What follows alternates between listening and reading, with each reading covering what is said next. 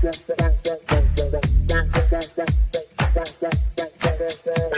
Connections Radio presents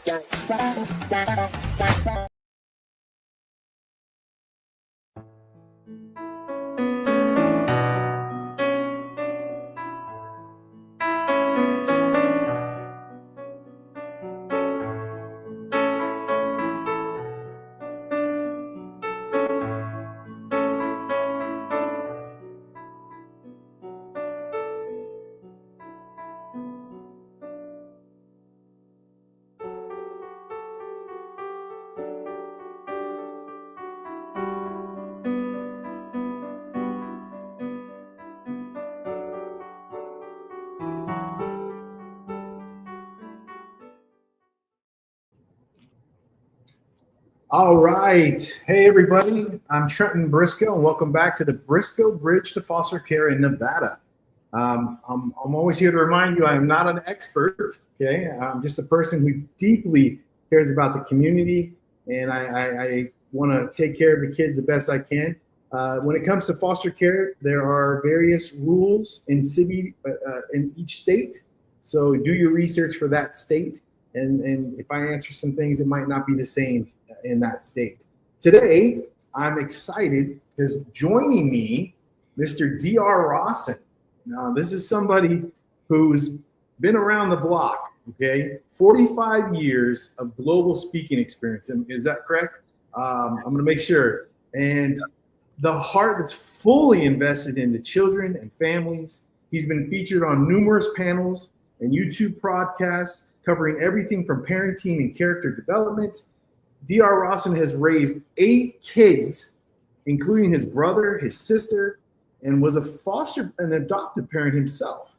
Now, he now has 17 grandchildren. Look at this guy, 17 grandchildren. He's currently the CEO of his, get this, not one, but 30th company, tinytailsland.com. It focuses on teaching character to the children from ages 4 all the way up to adult, and that's very important. So this powerful conversation, this important, is about character, behavior, and how we shape the next generation. So let's get into it. Dr., tell us more about you. Tell us more about why you wanted to be a part of this show today. Well, I was excited when a mutual friend of ours introduced me to you and to this show. I was excited because this is a topic that I'm extremely familiar with. My wife and I struggled for almost 5 years to have a child. We adopted our first child, a boy, and then we thought that was kind of it because we couldn't have any more. And finally, 5 years later, a girl arrived, adopted. And she was our second child. We thought, well, that's what we're going to have. We're going to have 2 children. I came from 4, she came from 2. We said, well, that's not a bad compromise. Then as soon as we did that, I bought a new car, sports car, and she got pregnant. Oh, wow. But perfect timing, right? So I said, well, there's a little tiny seat that kids can sit on, and you can be pregnant in that seat. So it didn't work out well. Anyway, so that's how we started, and then it grew from there. My parents died at an extremely early age, so I took on my brother, my only brother, and my sister, my youngest sister. Now, how old were they when you took them on? She was 13 and he was 15. Very crucial time. Not quite 16. Very critical time. Yeah. So that was an interesting situation. And then I've been an individual who's had companies all over the world. And I remember when I came home one time, my wife said, well, congratulations. I said, what for? She said, well, you're going to be the father of 5. This is not counting my siblings. Yeah. Father of 5. Can you hold that thought? And I walked around the block a few times and I came back and I said, okay, 5 it is. And we proceeded to go forward. I come home about 18 months later from another trip. I wasn't gone that whole time, but I just kept traveling. I've been around the world more than 25 times. And so I came home and went through the door. And as I go through the door, she says, "Congratulations." And I said, "Oh, yeah, what? She says, "You're going to be the father of 6. I said, "Very important question." I said, "Do you know how this works?" She says, "I do. I don't think you do, but the doctor tells me I don't have to worry about it anymore." I said, "Well, thank God for that doctor. That's really great news." So I thought we had contributed well to the world. Yeah. No. And we'd had all kinds of experiences. When you raise your brother and sister, when you raise kids that you adopt, there's an experience there. And foster children require a special experience. Yeah. I've known so many of my friends that have done foster kids, particularly those who didn't have any kids of their own. So they were trying to pass on what their parents had taught them, right, wrong, or indifferent, but they weren't prepared for the trauma that every child brings to a home. Yep. My brother brought his, my sister brought hers. When we adopted this son was 6 weeks old, he brought no trauma. He just bought a lot of stinky diapers. The second one was 3 weeks old, and all she brought was colic. So that trashed out my lip for a couple of years. But other than that, there wasn't a lot. But foster kids will bring trauma, and that's not a bad thing, particularly if you know how to manage it. Right. And You're prepared for it. Yeah. You're prepared for it. And that's, I think, what we're going to be talking about today, aren't we? Is absolutely. That's a great topic. Foster kids at all different levels. Recognize that even if you get a 3-year-old foster kid, that kid's going to be confused. No question about it. They just got ripped from somebody else. There may have been a lot of kids, a few kids, one kid, or their parents, and they were the only kid. You do not know until you sit down and you listen to the caseworker. Then you better be sitting down and listening to the child. And that is the first step. That is a step that so many people forget. By the way, listening is the first sign of respect. So if you want the kid to respect you, respect them by listening to what their issues are. Yep. Good, bad, or indifferent. No judgment. Just listen. If you listen well enough, that child will actually tell you what they need to heal. Mm-hmm. It's that simple. It was confusing. They did this and this happened, and I was treated this way, and they made me do this and this and this and this and all these different things. Well, they probably did. But you're here now. And here's how we treat children.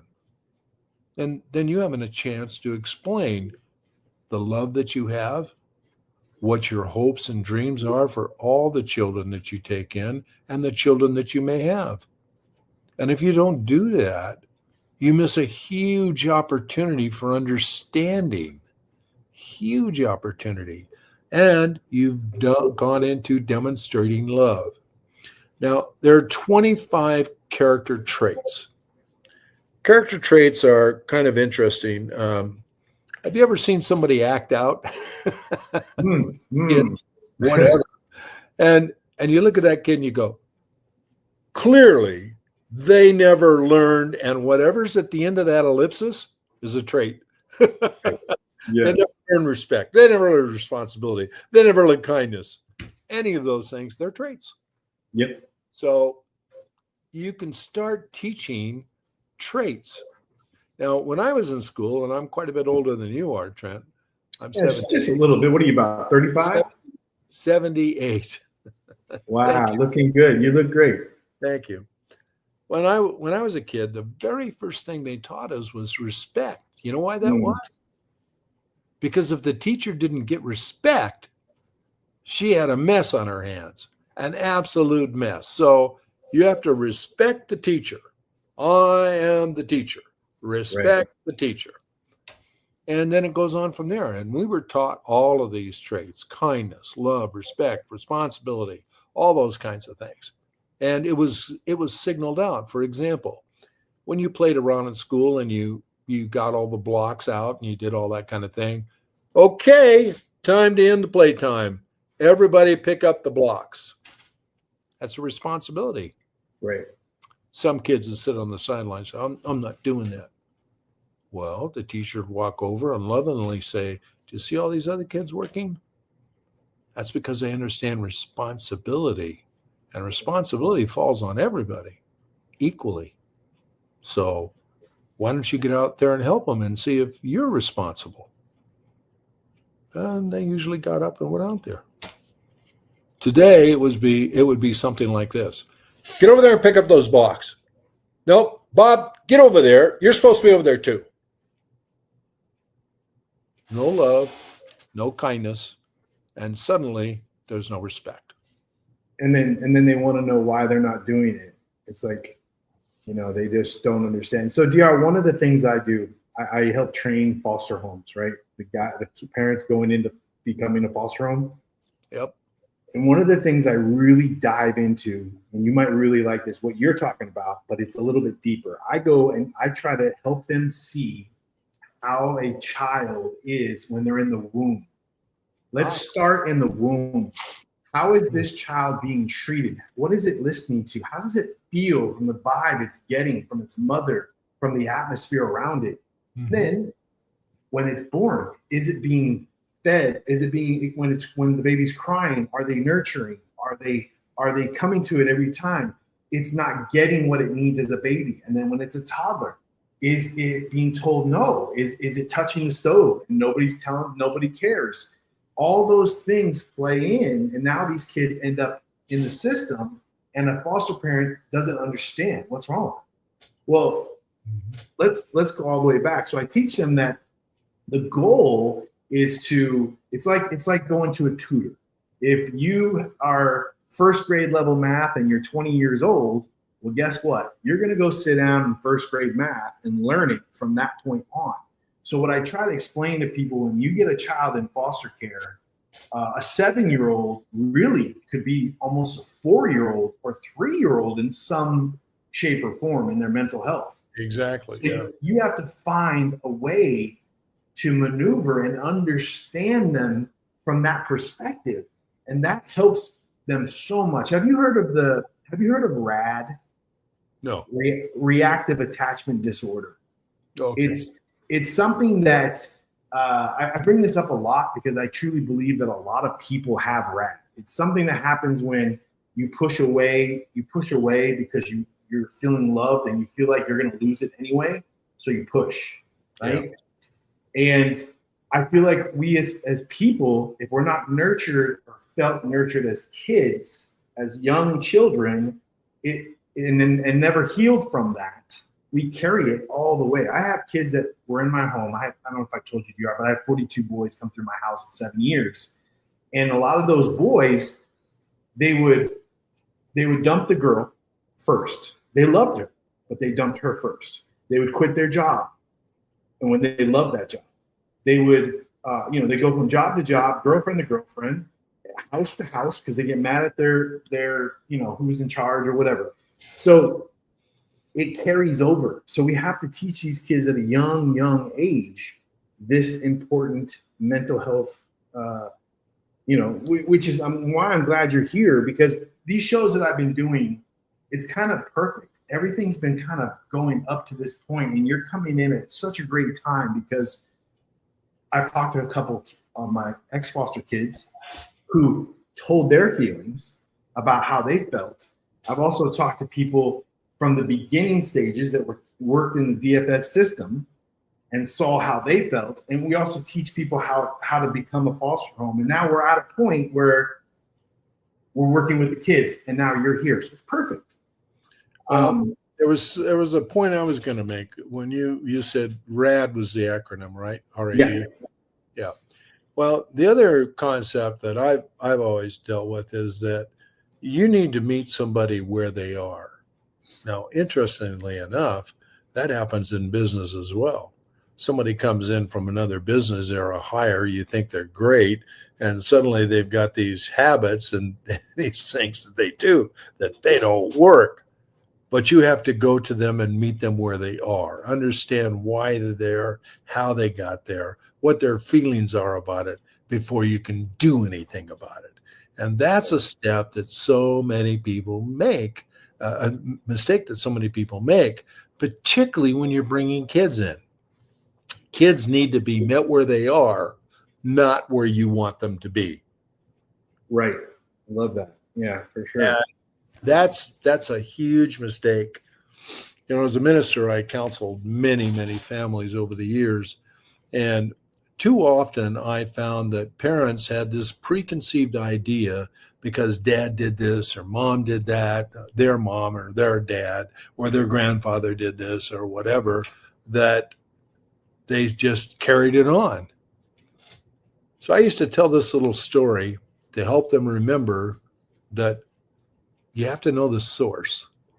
So you have to meet them where they are. Here's the story. Family's sitting around a table at Thanksgiving, and the table gets beautifully set. The mom comes in, she delivers the turkey, and there's no rear end of the turkey. It's just the turkey. This is their first Thanksgiving, and the husband says, "What happened to the rear end of the turkey?" His wife says, "That's the way we do it. Mom did it that way." "Why?" "Because she did it that way. That's the way it's supposed to be." Mm-hmm. Let's call your mom and find out. So they call the mom. Mom, why is the back end of the turkey cut off? Why do you do that? She says, "Well, that's the way it's supposed to be." "Why?" She said, "Because that's what my mother taught me. That's what you just do what your mother tells you to do. That's what I did." Well, fortunately, great-grandmother happened to be alive. So they called great-grandmother and they said, "Why is the back end of the turkey cut off?" She said, "It's real simple. We only had a pan that big." So once you get to the root of the problem by meeting them where they are, then you can go forward. Not until. If you try and go forward, you're going to be pushing it. You're going to be pushing your values on it. You're going to be bringing external values on it, and you're not going to be solving their problem. You have to meet their problem where it is. Let them tell you all about it, tell you why they have that opinion. And once you understand that, then you understand where you can bring in your solution. Kid says. Yeah. Kid says, "Well, in the last home, it was a strict rule that you could only go outside after you've washed your clothes." "Oh, okay. So did you put your clothes in the hamper?" "No, we kept them in our room and then we washed them." "Oh, I see. Okay. So what is your problem with putting your clothes in your hamper now?" He says, "Well, I've always done that." "I see. But you had to wash them, right?" "Yeah." "Well, let me just show you what we do here, which might be better. You tell me if it's better. Here, all you have to do is when you finish taking a shower, you put your clothes in the hamper. And then me, being the mom, I come along, collect up the clothes, and while you're sleeping, I wash the clothes. And in the morning, they magically appear in your room, all folded, and all you have to do is put them in the drawer. Is that a better way to do it or not? Or would you rather just wash them yourself?" "Oh, okay, I get it. All right, yeah, I'll put them in the hamper." Nice. Yeah. Simply done, right? Easily done. You could do the same thing about going out and playing with others. And I mean, it just goes on and on and on. My kids, 6 kids, when they went out and played, oftentimes I'd come home from a week of travel and I'd tell my wife, "Take off. Go to your sister's. Go spend some time. Relax." So she'd take off and I'd take the kids. So I'm busy trying to clean the house on Saturday morning. Kids come in. "Oh, I got Bob. I got Susie. I got before long. I got like 15 kids in the house." Mm-hmm. "Really? Okay. You guys all want to be here?" "Yeah." "What are you going to do? It's a small house. What are you going to do?" "Well, Dad, we were hoping we could watch a movie." "Great idea. Great idea. Let me set that up for you. I'll set that video up right now. You can watch that movie. And I'll tell you what, as a bargain, I'm going to make all of you peanut butter candy and it's being a bowl, and you can eat all your bowls of peanut butter candy. But the bargain is that when you finish the movie, everybody gets to go back outside and play so that I can finish cleaning the house. Does that seem like a deal? Deal, Dad. Let's do that. Well, what they didn't understand is that I'd feed them that bowl of candy because they'd eat that candy and be so wound up it'd be like crazy. I send them to somebody else's house. Yeah. That was a simple way to do that. But Yeah. meeting kids, they talk about meeting kids halfway, meeting people halfway. You have to meet people where they are, not halfway. You have to be there for them. If you're going to be in their lives, if you want them to learn from you, meet them where they are and grow from there.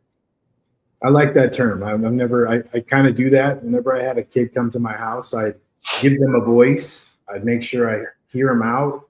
I even have them join the family and sit around in a circle and talk and make them understand that you have a voice in this house. And I think it's important to show them that. But the key, though, is to be consistent, is to show them consistently that this is who I am and this is what I'm going to do for you. Because it takes time for those kids when they come to your house. It takes time for them to buy in. Particularly the older they are. Absolutely. The older they are, the more ingrained in the previous situation or situations. You know, two foster parents back could have been awful. 3 foster parents back was outstanding. They had a great time there. Why couldn't I stay there? And they couldn't. And they went on and on and on. And finally, they wind up in your home.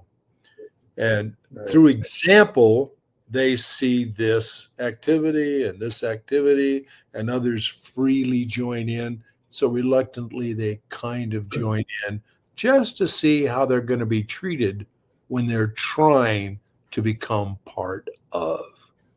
Now, depending on how you treat them at that point, they're either going to love it or they're going to go, I'm never doing this again.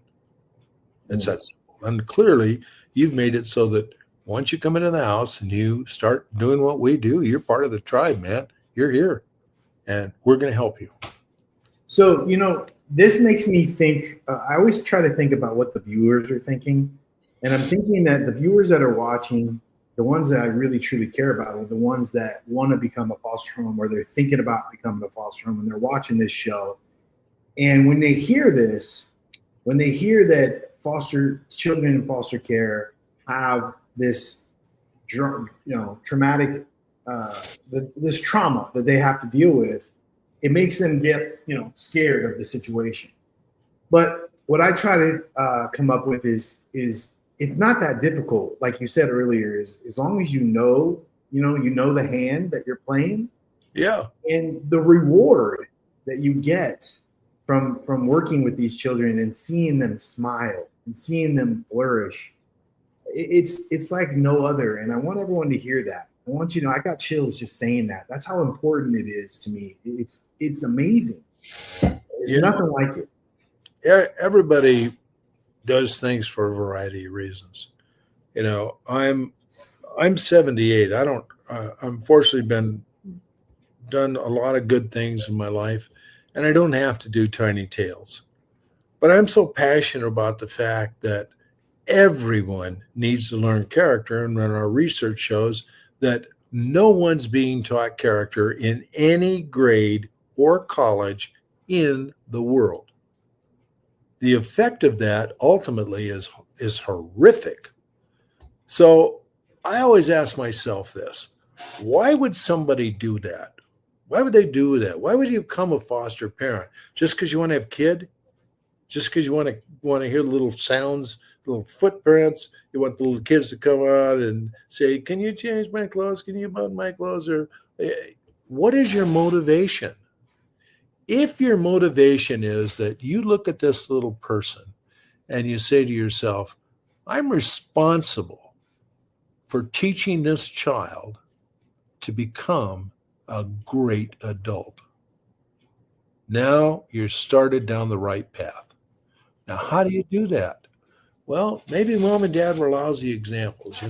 My father, I probably spent in my lifetime maybe a year and a half with him. My mother was a very good-looking woman, but she had no common sense and knew nothing about raising children, and I have the marks to prove it. Mm. And my grandfather was a wonderful teacher. He was an amazing man. He started working when he was 5 years old, running a team of horses with coal in the back out of the mountains in Denver, down into the town. So he's strong work ethic, smart guy, does calculus in his head. He says to me, well, since your parents are dead, I can help you. I'm thinking, how are you going to help? How is that possibly going to help? He says, well, I can teach you principles and values. And those principles and values you can then use to make decisions. I said, that sounds pretty good. He says, I'll never make a decision for you. It's your responsibility. You do it, but I will give you the tools to do it. Let's talk about tools for a minute. The 25 character traits are nothing more than tools. When you think about it, they're tools for you. They're tools for others. I'm preparing a TED Talk, and the TED Talk, the opening line goes something like this. Let me ask you, what would your world be like if everyone you encountered understood and practiced respect? What would that look like? Completely different world than what we have, wouldn't it? Yeah. Now, you can do the same thing with responsibility. Yep. You could do that with love, kindness, joy. You could do it with all of these things. What would it be like if everybody just practiced that? Well, if we think about our responsibility to these little kids and say, I'm going to teach them joy. I'm going to teach them how to be responsible. I'm going to show them love. And now you're the example. You show that to them. You've done a great thing. And these kids will grow up amazing. They'll become great adults because they've learned. They weren't told. They learned from you because that was your motivation to take this little child and make them a great adult. Now, if that's your motivation, fantastic. If your motivation is just to say, yeah, I got two kids at home, that's a boy and a girl, and, they wander through the house butt naked, and, that if that's your motivation, then how are those kids going to turn out? If you want to be a foster parent, first make a commitment to yourself. And that commitment should be, I want to help a child. Now, once you decide you want to help a child, then how do you want to help a child? Well, the first thing you can do is take a foster child in. You can start there or adopt a child. You can start there, and then you're going to say, now, how am I going to do that? Well, unfortunately, being a parent or a foster parent or a step parent or, an adoptive parent, there's no manual. Nobody's come up with a manual, and it wouldn't work anyway because we all live differently. We all share differently. We got different parents. We got different whatever. But one thing is consistent. We have found that these traits, when taught to children and adults, by the way, as it turns out, when they're taught to children, they take that in. They learn that. And what do? They use it. Kid learns kindness. Is on a school field with another person, and they race to the water fountain, and immediately that child says, oh, you go first. Would he have done that if he hadn't learned kindness? Nope. Mm-hmm. Wouldn't even consider it. Right. Another child finds a $1 bill on the playground and goes, wow, I got a $1 bill. I am rich. Goes into the classroom an hour later and hears the teacher talking to Lola, and Lola says, I lost my lunch money. I don't have my lunch money. And he realizes, he puts two and two together, and he goes, that's probably her money. And he goes to the teacher and Lola and says, I found a $1 bill. I'll bet this is yours. And he gives it to her. Kindness, respect, honesty, those things. And he's demonstrating them right there. Right. Isn't that amazing? No, it's great. can teach that to your children. I'm positive you can teach it to your You children. can. I'm over here smiling because there was a time when I first started fostering. I had a 4-year-old, a 6-year-old, and those ones are extra. You can focus on that kind of stuff. You have to. Yeah. And these kids, when I got them, they were, first of all, they were gypsies. So they had no manners at all. They were wild children, like Tarzan wild. Wow. And I took it on, man, and it was tough. But I will tell you that I saw those moments, and it's amazing because at that age, they learn so fast. And I remember one day the 6-year-old said something that I say, and it was like, wow, they're now starting to talk. How moment that was, right? Oh, yeah, my so it's like, oh man. And then it hit me even more like I got to be careful because now this kid is mirror imaging me. Yeah. So it hit me more because back then I was never a dad. I was just a foster dad. Recently, though, I have a 7-year-old daughter now, but back then I didn't have one. So I didn't really understand fatherhood until I started having those situations happen. Yeah. So it was definitely a cool thing, and to see them grow. I ended up going to older kids only because a lot of the older kids in town, nobody wants them, and they're the ones that need me the most. They need people the most. The little ones, they can be taught, or there's plenty of people that want little ones. There's not a lot that want the older ones. Yeah. So, you know, I had a company here in Las Vegas that fed the homeless for 3.5 years, and finally sold it to my partner. And one of the things I learned then, which was astonishing, is that we are the capital of children being taken. yes. And kids go out there and I know better, and they just stomp off and go places and unrestricted and not thinking at all, and they're snatched. And that's a huge problem. And we're the capital, by the way, in the United States. Yeah. So, DR, I don't mean to cut you off, but I don't know if you know that I have a film that I just put out about child trafficking. And did you? Oh, great. Yeah, and so this is a big deal for me. And we probably shouldn't get too in depth on that because we'll go down a rabbit hole. Okay. But I will say that kids in foster care, when they turn 18, they already ran away so many times. They made those connections to those people, and then they go with them. Yeah. And they end up becoming trafficked. Yep, exactly. So, yeah. Well, I'll just leave it at saying that I realized I didn't have Tiny Tails Land at that time, but as I started Tiny Tails Land, I started thinking about these values, and I thought, you know, if those kids had different values, they wouldn't have done that. Right. But I thought it takes parents who have those values to teach those values. And that's when we started coming up with our 25 essential character traits for adults. The next month, we'll be publishing an encyclopedia of character traits for adults. The one for children will be out within a week and a half. And people need this. They need to look at it and say, well, what is kindness? You know, what is honesty? What if what if? You can look in that book and you can find out. Right. We let me tell you something we do. We know how important the young kids are.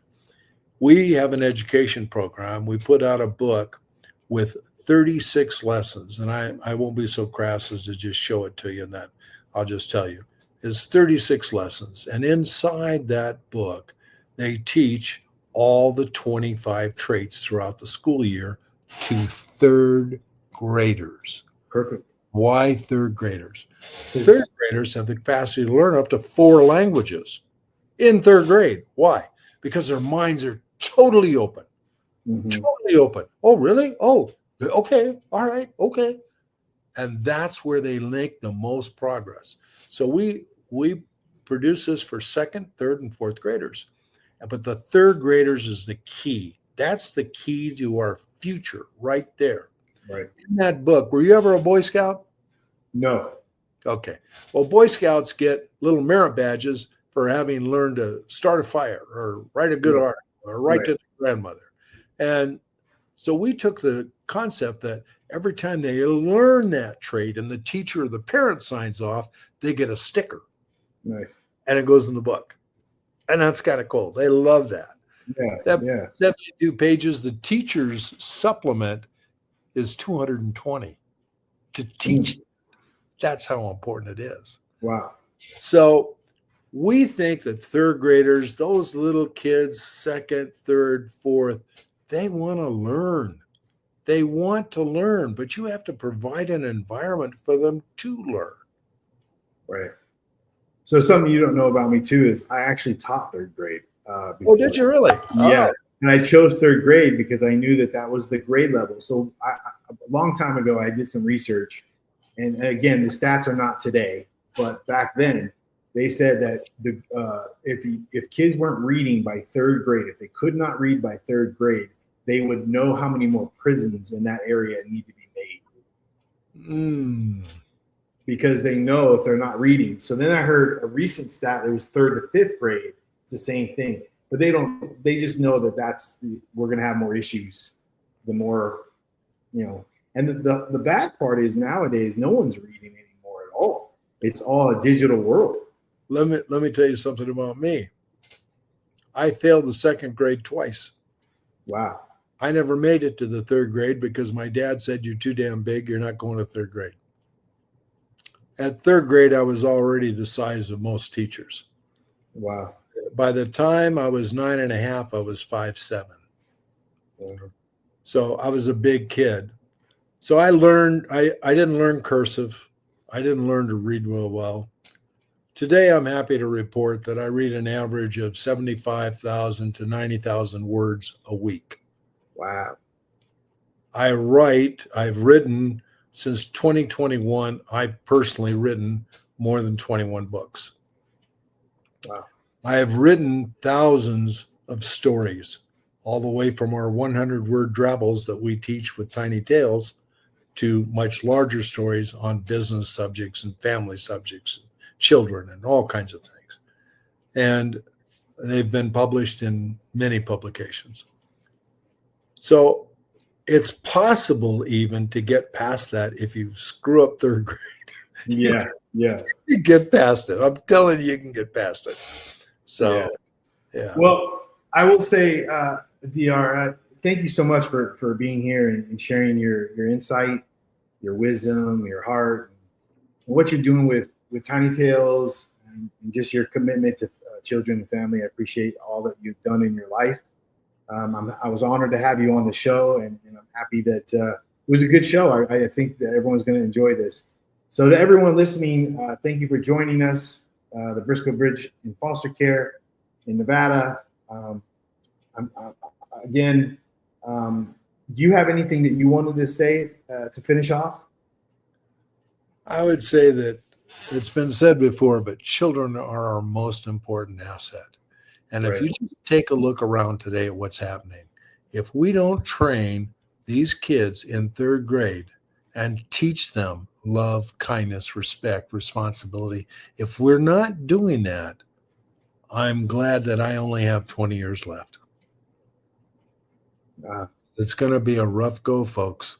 It's going to be a really rough go. I mean, my grandparents used to say, "Oh, this world's going to hell in a handbasket." Well, you know what? If you thought it was going to go bad then, it's going to be a real problem in the years to come. Third grade is where it can happen. Help kids. Yeah, for sure. I appreciate you so much, DR. Thank you so much. And until next time, everybody, stay kind, stay curious, and keep showing up for the people who need you the most, the kids. Very good. All right. Thank you so much. We'll talk soon.